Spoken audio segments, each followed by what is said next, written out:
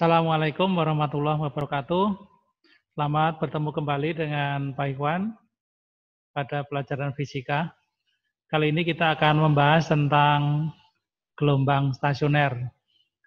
Pada pertemuan lalu sudah kita bahas bagaimana cara menurunkan persamaan gelombang stasioner, yaitu dari dua macam gelombang berjalan, yaitu gelombang yang datang dan gelombang pantul. Ketika kedua gelombang ini bertabrakan, maka akan terjadi interferensi, di mana interferensinya ada yang bagian yang saling menguatkan, ada bagian yang saling melemahkan. Yang saling menguatkan membentuk perut, yang saling melemahkan membentuk simpul, sehingga muncullah gelombang stasioner. Nah, kali ini kita akan memperdalam persamaan gelombang stasioner itu, variabel-variabel apa saja yang bisa kita ketahui dari persamaan gelombang stasioner. Demikian pula bagaimana kita memindahkan fenomena gelombang stasioner, mengidentifikasi gelombang stasioner, kita pindah ke dalam bentuk persamaannya. Oke, mari kita ikuti presentasi selanjutnya. Kita mulai dari melihat persamaan gelombang. Ini yang saya tampilkan adalah persamaan gelombang stasioner ujung tetap. Cirinya adalah di sini ada sinus Kx. Nah, kita lihat YP ini adalah simpangan, ya, simpangan di titik X.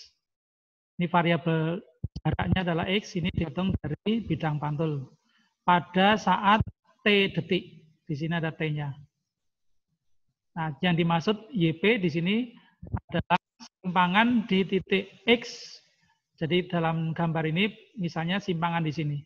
Nah, simpangan di sini adalah sepanjang garis ini. Sepanjang garis vertikal ini. Karena di sini ada variabel X, berarti untuk titik yang berbeda jaraknya dari bidang pantul, maka simpangannya juga akan berbeda. Contohnya kalau di sini berarti simpangannya berupa titik atau dia merupakan simpul. Kalau posisi X-nya di sini, berarti simpangannya adalah simpangan maksimum, dan seterusnya. Kemudian A di sini adalah amplitudo. Ya, amplitudo ini jaraknya ini. Dari amplitudo adalah jarak dari puncak atas sampai bawah ini. Ini amplitudo. Berarti 2A ini. Kalau A saja berarti dari puncak ini sampai titik setimbang di sini. Ini 2A berarti dari puncak sampai bawah ini. Kemudian K itu adalah bilangan gelombang. Bilangan gelombang itu nilainya adalah 2pi per lambda. Ya. Kemudian omega itu kecepatan sudut atau kecepatan anguler, nilainya adalah 2pi per T, T-nya ini periode, atau juga bisa diganti dengan frekuensi, jadi 2pf. Nah, jadi bisa pakai periode, bisa pakai F. Sehingga kalau kita melihat persamaan ini merupakan identitas dari suatu gelombang, karena pada persamaan ini kita bisa mengenal bentuk gelombangnya, yaitu amplitudonya, kemudian dari bilangan gelombang kita bisa mengetahui panjang gelombangnya, kemudian dari kecepatan sudut kita bisa mengetahui periode atau frekuensinya. Kemudian kalau bagian ini 2A sin Kx ini kita potong, maka ini adalah nilai dari amplitudo di sembarang titik, tergantung dari X-nya. Maka kita bisa sendirikan amplitudo dari gelombang stasioner ujung tetap adalah 2A sin Kx. Untuk gelombang stasioner ujung bebas, maka nilai sin dan cos-nya ini kebalikan saja. Jadi kalau gelombang stasioner ujung bebas di sini 2A cos Kx kali sin omega T min Kl. Demikian pula amplitudonya berarti 2A cosinus Kx ya untuk gelombang stasioner ujung bebas.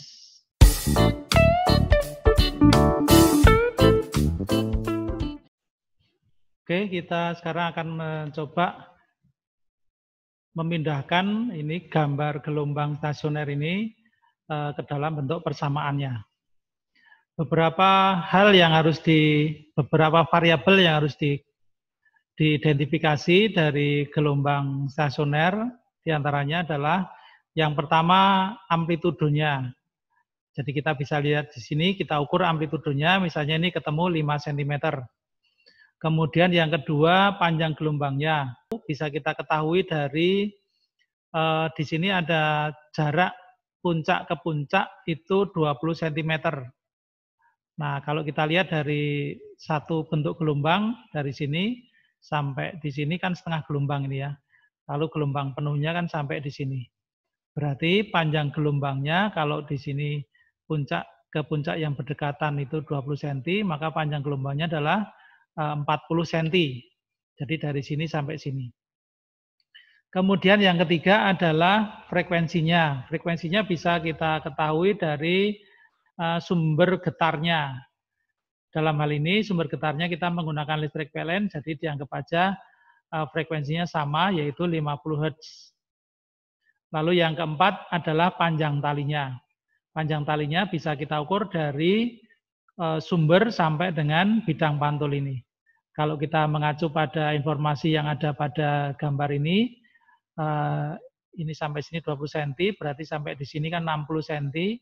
Lalu dari puncak sampai ke simpul ini kan seperempat gelombang, berarti di sini ini 10, di sini juga 10, maka jumlah totalnya 60 ditambah 10 dan 10 berarti 80 cm atau 0,8 meter. Jadi panjang talinya adalah 0,8. Nah, dari data yang sudah ada, kita lanjutkan dengan data turunannya, yaitu kita cari nilai bilangan gelombangnya.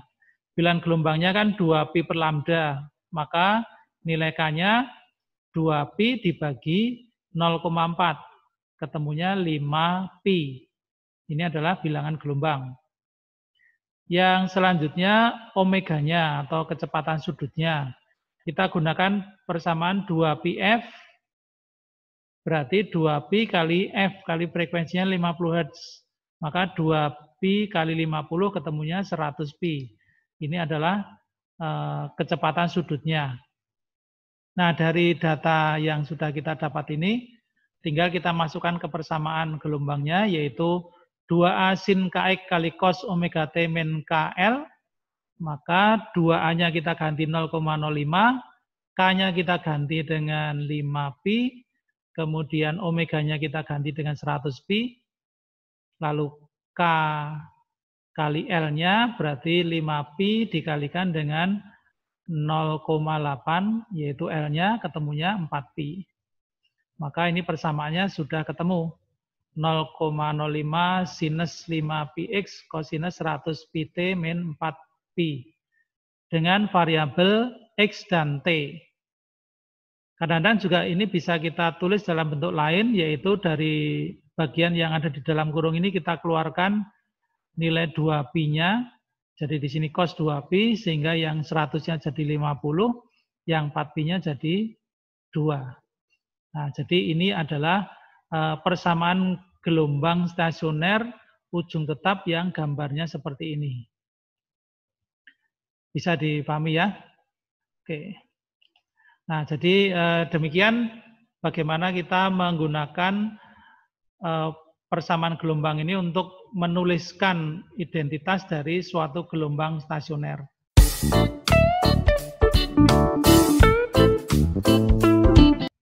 Baik, selanjutnya kita akan mencari persamaan pola dari perut dan simpul pada gelombang stasioner.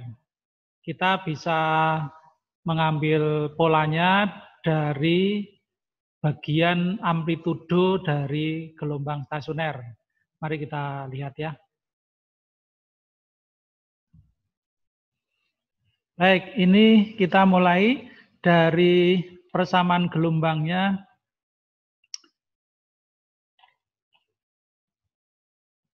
Tadi amplitudo gelombang stasioner kan ini ya.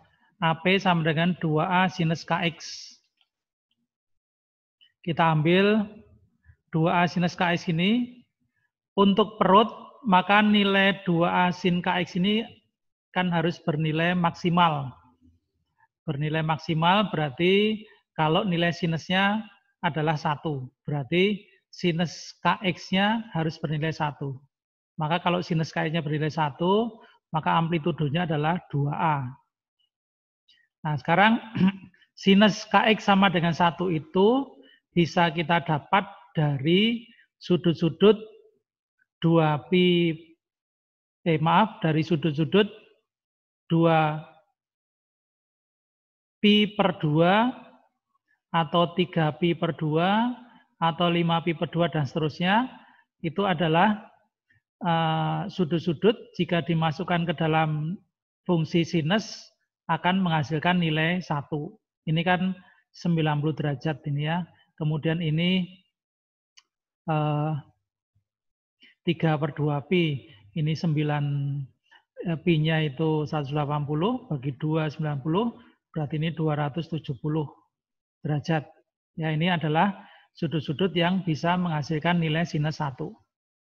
Kita ambil salah satu, yaitu pi per 2, maka Kx sama dengan pi per 2, kita tulis, K-nya kita terjemahkan jadi 2pi per lambda kali X sama dengan pi per 2.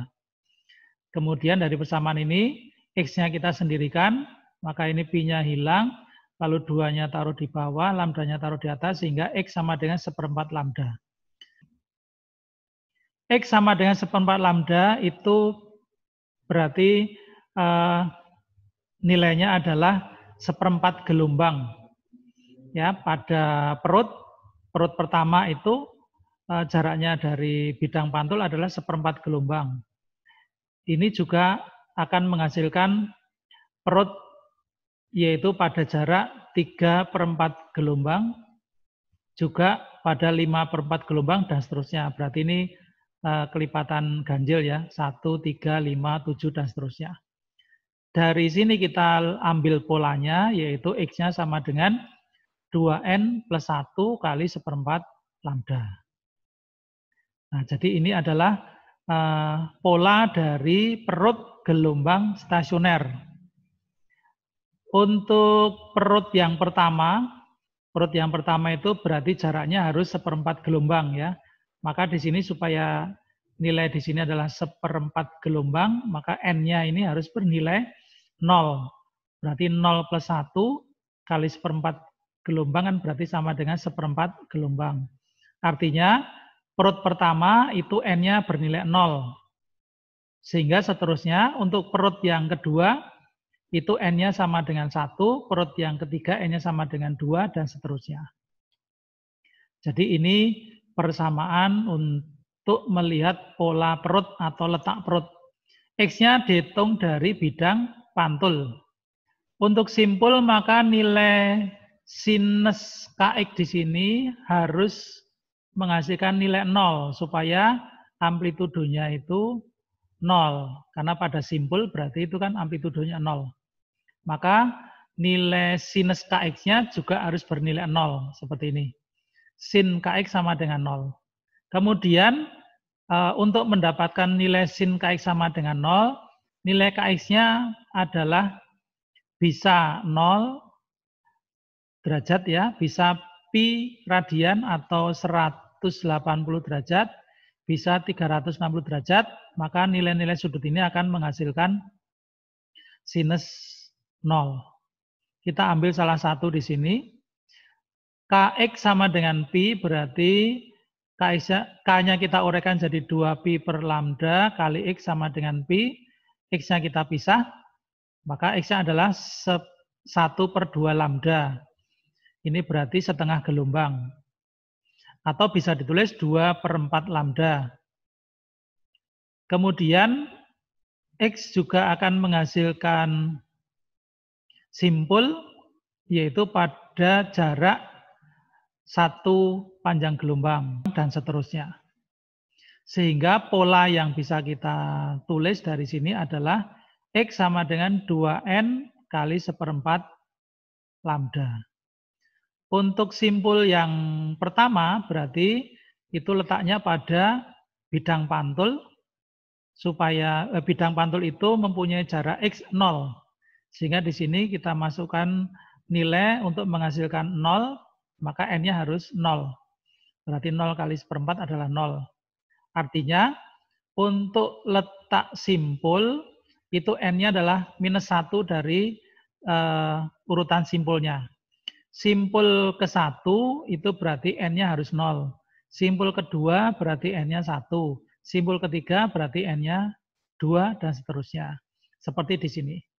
Baik perut maupun simpul untuk yang pertama atau simpul perut ke-1 N-nya 0, perut simpul kedua N-nya 1, perut atau simpul ketiga N-nya 2 dan seterusnya. Kita akan lihat contohnya. Sebuah gelombang memiliki persamaan sebagai berikut. Y sama dengan 0,05 sinus 5pi X kali kosinus 2pi kurung buka 50T min 2 kurung tutup. Di mana X dan Y-nya dalam meter dan T-nya dalam sekon. Perintahnya adalah tentukan letak simpul ketiga dan perut keempat. Untuk mengetahui letak simpul dan perut, maka yang harus kita cari dari persamaan ini terlebih dahulu adalah panjang gelombangnya. Panjang gelombangnya bisa kita cari dari di sini 5pi di sini. Karena apa? 5pi ini adalah bilangan gelombang atau K. Berarti kita tulis K sama dengan 5pi. K-nya sendiri adalah 2pi per lambda, berarti sama dengan 5pi, sehingga lambdanya adalah 2 per 5 meter. Nah, dari panjang gelombang ini kita bisa tentukan letak simpul ketiga. Simpul ketiga berarti N-nya sama dengan 2. Dari persamaan pola dari simpul 2N kali 1/4 lambda, kita masukkan nilai N-nya 2, berarti 4 ya, kali 1/4 lambda, kali 2 per 5, sehingga kita peroleh X yang ketiga atau simpul ketiga itu jaraknya adalah 0,4 meter dari bidang pantul. Kadang-kadang kalau di dalam soal yang diketahui adalah jarak titik dari sumber getar. Kamu bisa perhitungkan sendiri kalau panjangnya tali misalnya 100, kemudian satu titik itu jaraknya 75 cm dari sumber getar, itu berarti nilai X-nya adalah 100 dikurangi 75. Jadi harap cermat ketika membaca soal, itu informasi pada soal yang diketahui posisi titik X-nya itu dari bidang pantul atau dari sumber getar. Saya lanjutkan, letak perut keempat sekarang. Bagaimana menentukan letak perut keempat? Persamaan pola untuk perut adalah X sama dengan 2N plus 1 kali 1/4 lambda. Karena perut keempat berarti N-nya kita masukkan nilai 3. Berarti di sini 2N berarti 2 kali 3. Lalu panjang gelombangnya 2 per 5 sehingga persamaannya adalah 2 kali 3 plus 1 kali 1/4 kali 2 per 5. Hasilnya adalah 0,7 meter. Ini juga 0,7 meter ini adalah dihitung dari bidang pantul.